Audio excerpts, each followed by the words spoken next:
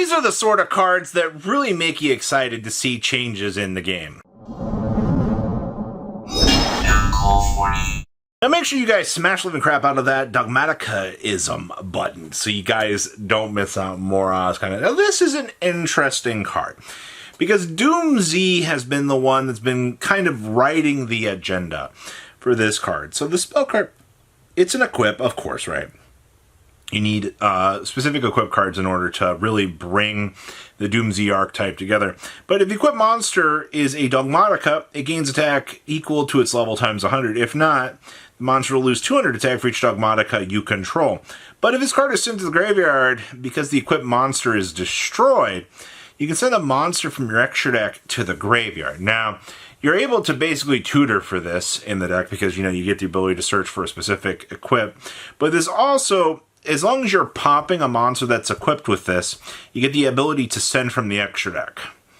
And you have some big toolboxing options available for you for Doom Z. I was looking at a lot of the other equips, and, you know, there's like things like if you want to deal like extra damage to your opponent, you know, like the one that can negate monster effects.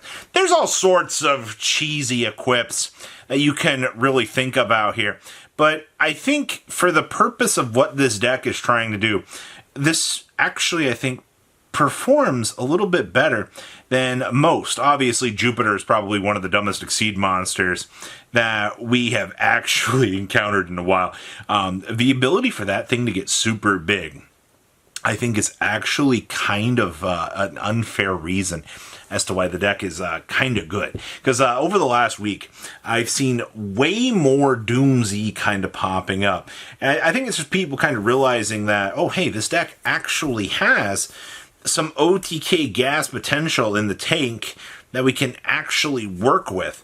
And that's really, really cool. Oh boy, we got a heroic champion sighting over here. So this little guy made a nice, surprising appearance in combination with Argo Star recently. Now, Argo Star in its current iteration, I mean, yeah, obviously the theme still needs more. I'm really disappointed with where they left it, but a heroic champion Clave Sloth here, or we're going to call him Cleaver, it's pretty good because it's 2 level 4 warrior monsters to make it, which is not going to be a problem considering, you know, we have access to everything we need. Your opponent cannot target monsters for attacks except this guy. I love the bodyguard clause. And you can only use each of the following of this card's name. So you pay life points all the way down to 500. At the start of the battle phase, you can double the attack of one monster you control. So you could technically double his own to 5k. And when attack is declared involving your opponent's monster, you can detach a material from this card, target one face of monster the opponent controls, and this card gains attack equal to that opponent's attack monster that it has. So basically, it creates like an honest clause and gives you the ability to basically pseudo-attack over these little cards. Now, is this card good? I wanted to bring this up because Argo Star sightings are pretty rare, and to see that people are really taking a look at these Argo Star options, and they're just going, oh, hey, you know, we can adapt this toolbox option. You know, we have the ability to use these traps that are acting as monsters on the field for a push to try to clear the game.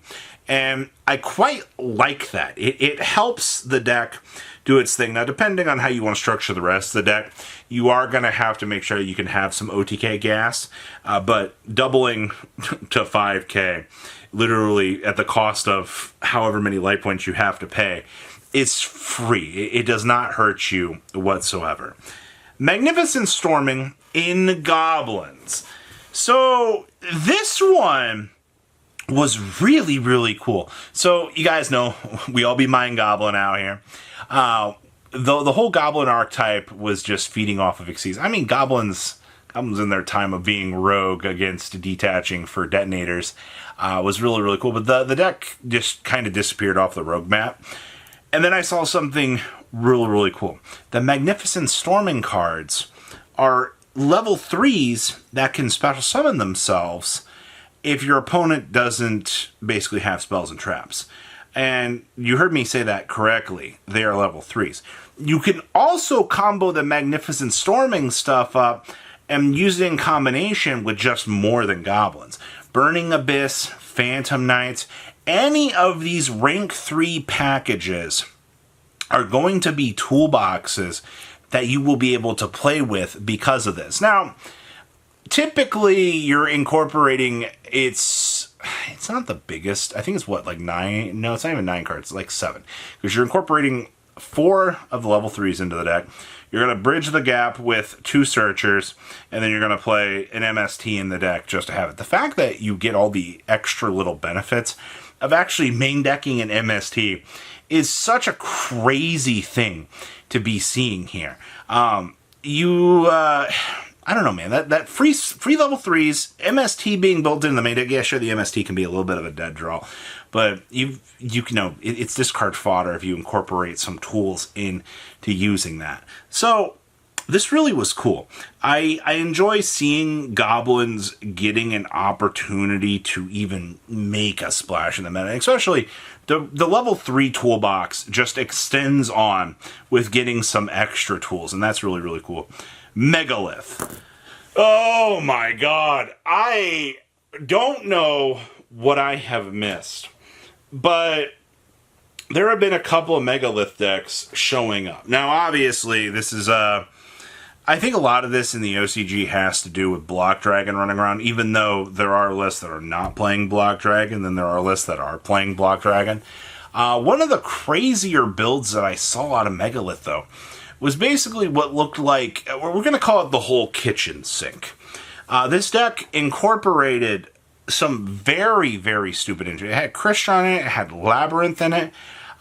You had the Megalith stuff being able to be fed as well. There's a bunch of other little bits and pieces, but I mean, we've seen kitchen sink decks come together. I mean, anything Horus related feeds that pile very, very well, especially, you know, if you need to start milling and getting into those better lines to help you out. But the fact that the big Megalith monster actually does a lot of cool things for the deck, I think is really, really strong. Just remember, you cannot, 24 stars is a pain in the butt. I really wish you the best if you're trying to roll that out. If you're trying to play like a pure Megalith deck, we don't have Block Dragon, which is a big hindrance. I'm not saying that the deck doesn't have plays, but you're going to need to look for Adamancipator to really bring that together. And if you're going to build this into an extra deck with like different engines, that might actually be where you're going to find probably your most success in this format, is having that extra, the extra engines to bridge you together actually might be a good saving point for the deck. We don't really talk a lot about how other engines can help supplement things, but that one's really, really looking nice to me. And I gotta talk about Dragon Maid over here. So Dragon Maid has really been popping off fairly recently. Like, honestly, I have been super excited to see how Dragon Maid has been, you know, being incorporated into all of these different decks. I think one of the better interesting notes has been in Dracotail. Dracotail's been splashing. It's usually been some combination of Parlor or Chamber. A big name, I've seen both Chamberlain and Parlor. And then they're playing usually one of the trap cards in the deck. It's usually a 5-card package. Now, obviously, once you get into the extra deck, you know, that's where you're going to have more of your dedication. But with the Dracotail package, it's usually just been better. Now, obviously, Dracotail can deviate. You know, you can do King of the Swamp, you know, Blazing Cartesias, extending outs. But more so than not, both in the TCG and the OCG, the Dragon Maid stuff has been sticking out just as a very simple extension package, helping you out and giving you some extra gas to accomplish what you need to do. So extensions are very, very strong, especially since the Dracotail package is just going to go, oh, hey, you know, pull all these cards back to your hand, depending on how the stat goes. You're going to get all these extra setups. It's kind of stupidly cool to see. I know I wanted Pure Dragon Maid to be viable. We've not seen, you know, anybody playing the K9 Dragon Maid deck yet, but we'll have to wait and see. I still have my fingers crossed that that'll come together. So these are some of the coolest tech options that I have seen, but please leave a comment down below, tell me what you guys think, and I'll see your beautiful faces back here later in the day, guys. Peace. Patrons, thank you.